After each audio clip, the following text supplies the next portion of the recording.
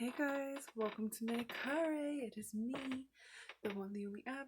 Now, if any of you commented and said um, with ideas of a change for the introduction, I probably won't get them until later because this is filmed Monday, and I think I did that video for this Friday, so this is not coming out until the next Friday after that one.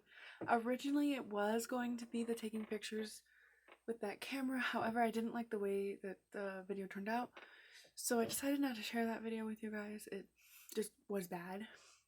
And I've been kind of thinking, like, what could we talk about?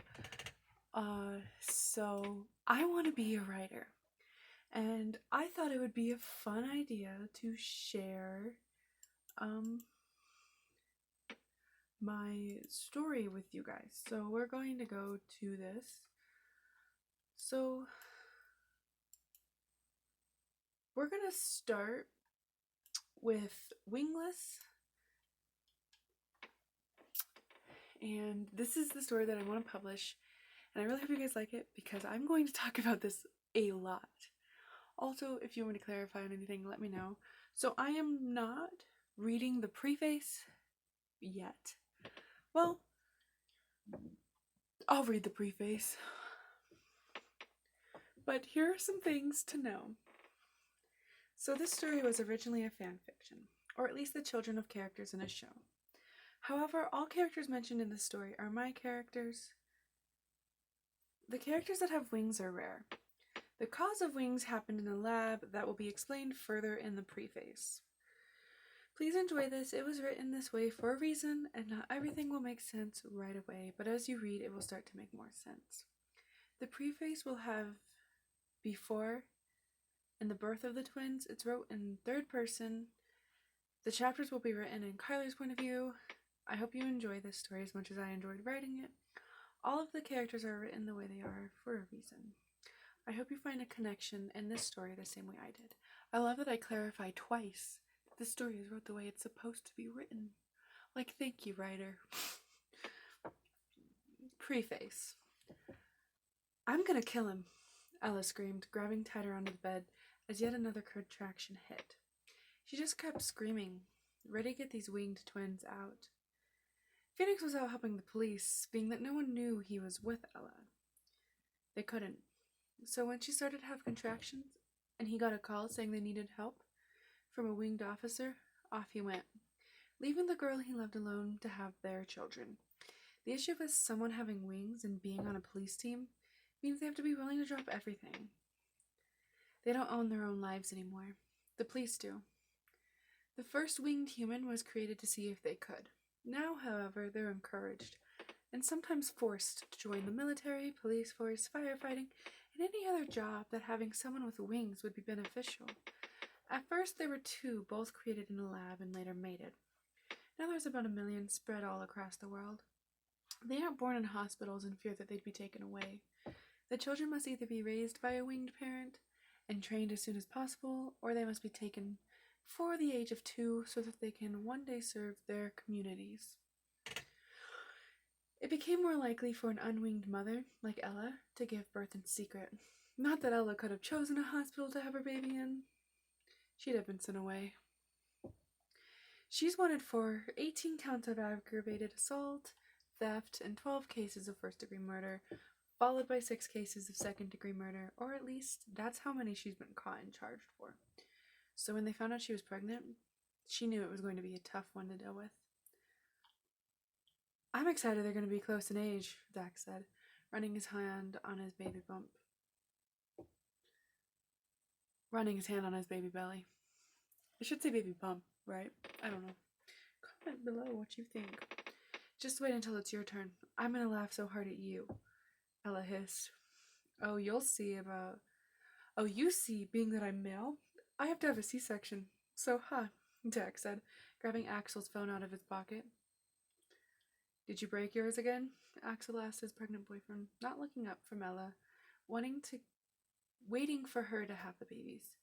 No. Okay, so what if I did? Dax asked, fiddling with his collar. Axel looked over at his boyfriend with a glare on its face. Looks like we're gonna have another conversation about being careful with the phones again. Axel said, wanting nothing more than to grab the collar his boyfriend wore, but knowing better than to, as he was wearing gloves and in between the legs of his pissed-off boss. I didn't lose it this time, and I made sure the police couldn't access anything from it. We won't have to kill any more officers. We won't have to kill more officers because of me, Dax whined, trying to get out of his punishment. He in trouble. When you two are done with this oh-so-important conversation, can we turn our attention back to the woman, I don't know, having fucking babies? I'll love that face. Ella screamed, grabbing the front of Axel's shirt. Sorry, ma'am, Axel said, turning his attention back to his boss. She wore the same glare on her face that she did when she wanted a person dead. Or at least the person closest to her dead. Fuck up one more time, it'll be another person added to my second degree.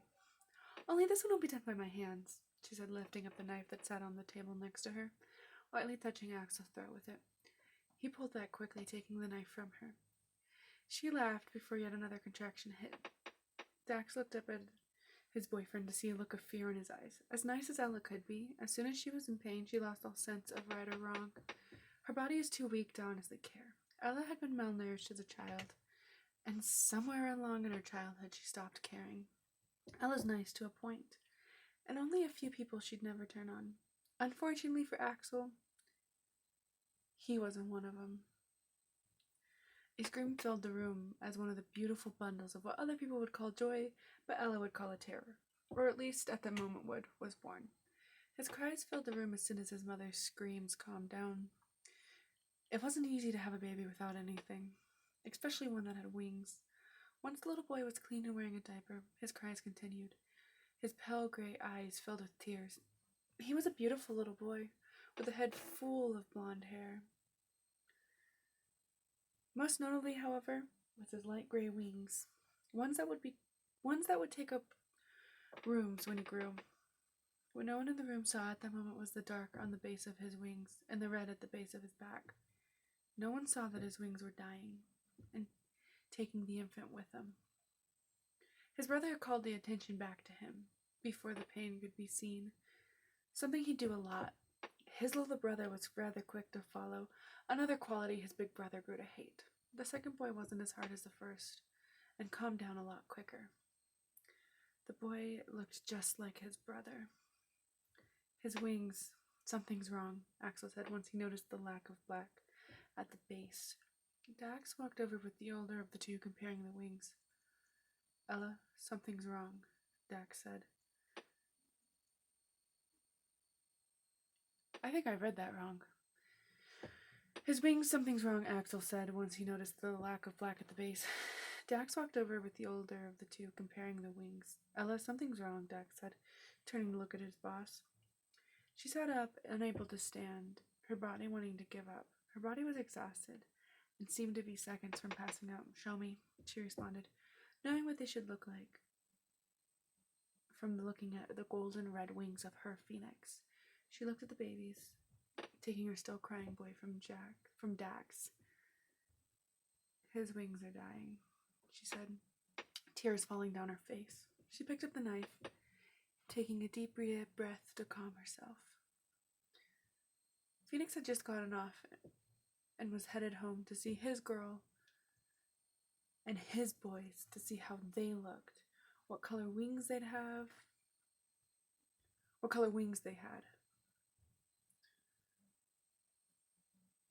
What are you going to do? Axel asked his boss. Axel asked as his boss put on a face that she wore when she didn't want to be there, but had to be. I know you will hate me for this, but I'm choosing life for you and Arlo. These are going to kill you, and judging by the light red at the base of his as well. Him as well. I'm not losing my family for a scientist, Ella said, pressing the blade to her oldest's back, slicing the left wing off before quickly moving to the right one. Ella knew her way around the medical occupation, and would have given him meds if she wasn't worried about him dying. She ignored his crying as she started to sew his back up. She then wrapped bandages around him, pulling the crying baby to his chest. What does he need? Axel asked, handing her the other twin. Can you give me pain meds for them? It should calm the infection. We need to handle it, she said as the door opened. What did you do? Phoenix asked, looking at the knife that sat on the edge of the bed and the wings that laid next to it. He was going to die. I handled it, Ella said. Give me him, Phoenix said, walking over. No, I need to calm his infection, Ella responded. Let me take them to a hospital, Phoenix begged. I can take care of my boys, Ella responded, pulling her wingless son closer. His crying had calmed as exhaustion started to kick in. He latched gently, trying to get some kind of comfort. What are their names? Phoenix asked, waiting for the perfect moment to take his winged son. Well, the oldest is Kyler, and this is Arlo, Ella responded before Arlo was plucked from her arms. She wouldn't see him again, at least not while she could still stand. Boom, and that is the preface and the before of Wingless. Then there's Government's Pet, which is the second book in the series. And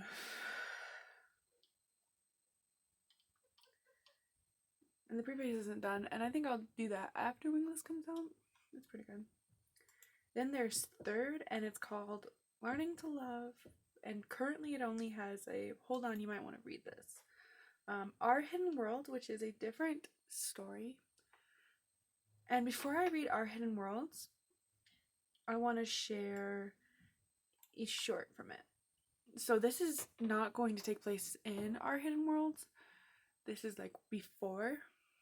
And Our Hidden Worlds will explain some of the things that this one doesn't. So it is called Gone. It is 3 sentences long, and it is a short story that I am sharing with my class Wednesday. Humming filled my ears. A sound that we know how to talk. Humming filled my ears. A sound that didn't belong here. I looked at the once dark room that now had too much light. This can't be happening. She's gone. He said so. And that's that. However, the reason I read that one first is because what follows it, I think, is really important. She's always like that. She doesn't know how to take things in a positive light.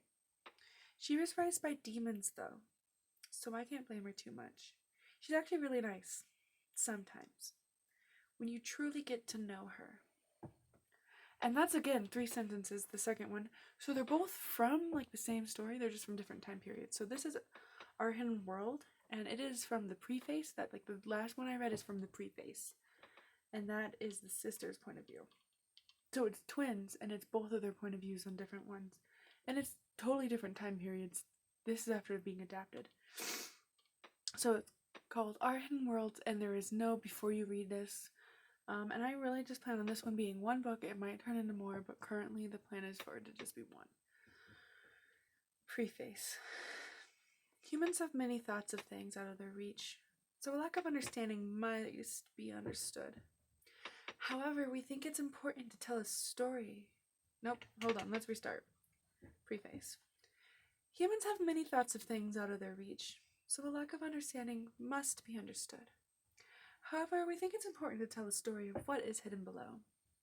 This will be written off by the non-believers, the ones that don't seem to want to know.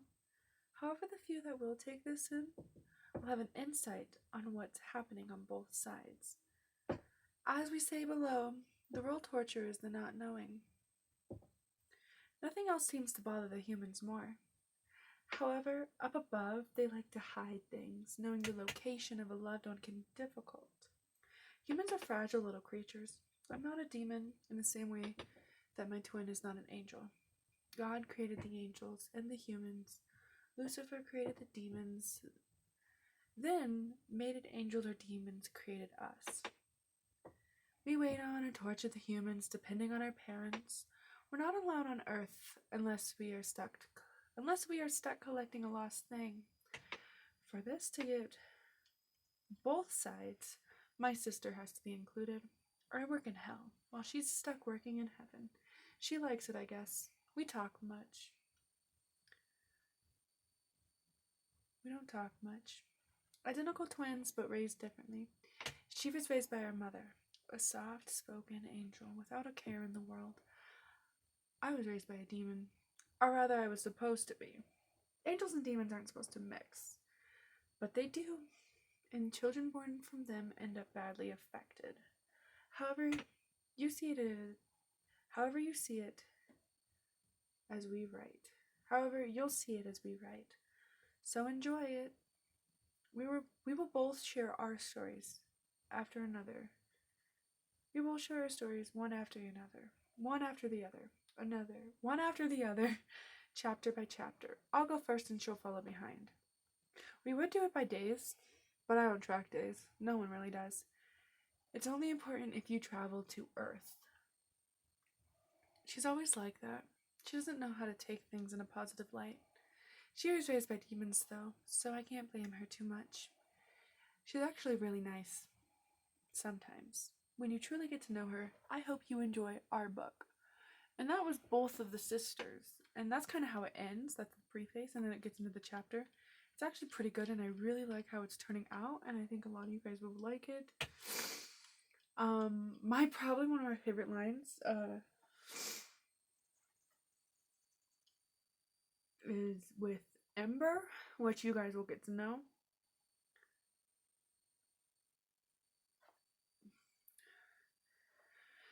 But the name is a fire-like one, which means the bunch isn't in the records, so he's gotta be 2000 or younger.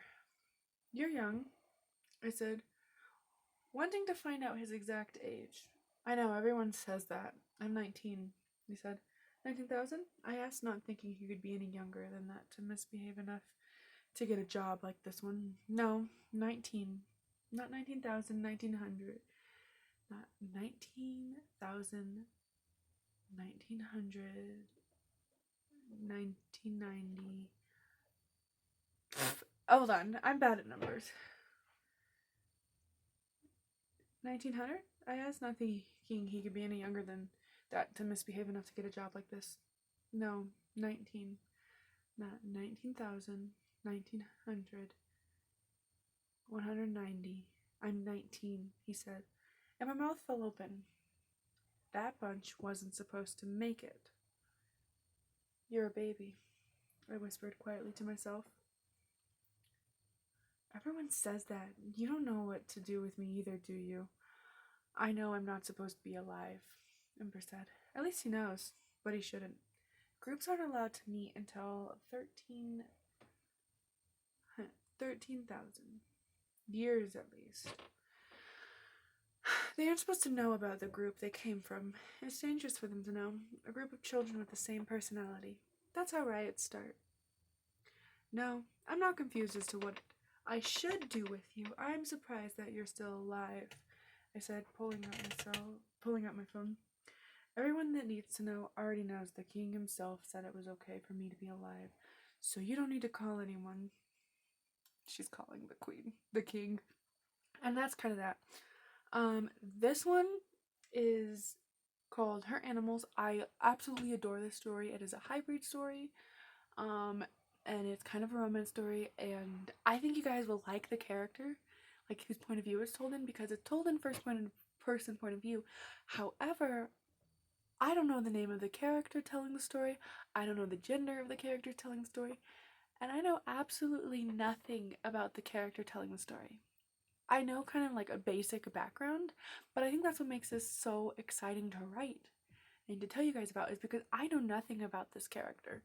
Now, I do have an imagination as to what gender I would give this character, but I'm not going to tell you guys. I want you guys to decide what gender you want this character to be and what name. The name is going to be blurred out, and most basic details are going to be blurred out for this character. They don't have an age, they don't have a name, they don't have a gender. And that's kind of exciting. So that's what Her Animals is kind of like. I didn't find that. Where is it? But yeah. And it says how their love is described. Love is a silly word, but it's... Why did I read it like that? Hold on, let me restart. Love is a silly word, but it seems to be the only one that can explain their relationship. She's always been a kind person, but somehow she fell head over heels for something that hated her. And that's that.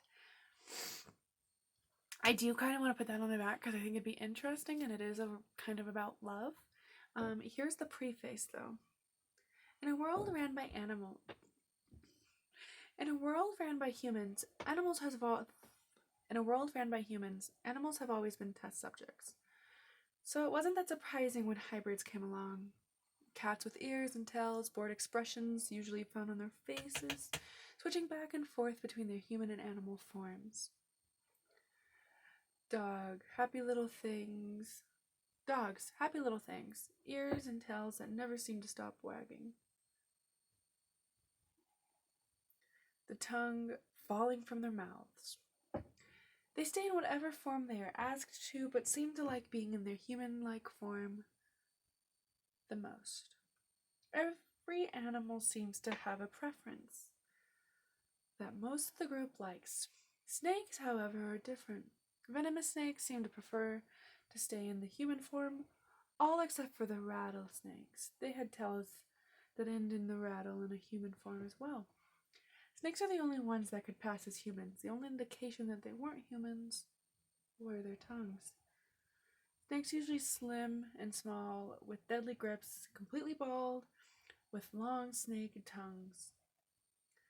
And they could still, in a way, detach their jaws. One thing that all snakes seemed to agree on was their hatred for humans. They didn't like them and could be harsh towards their so-called owners.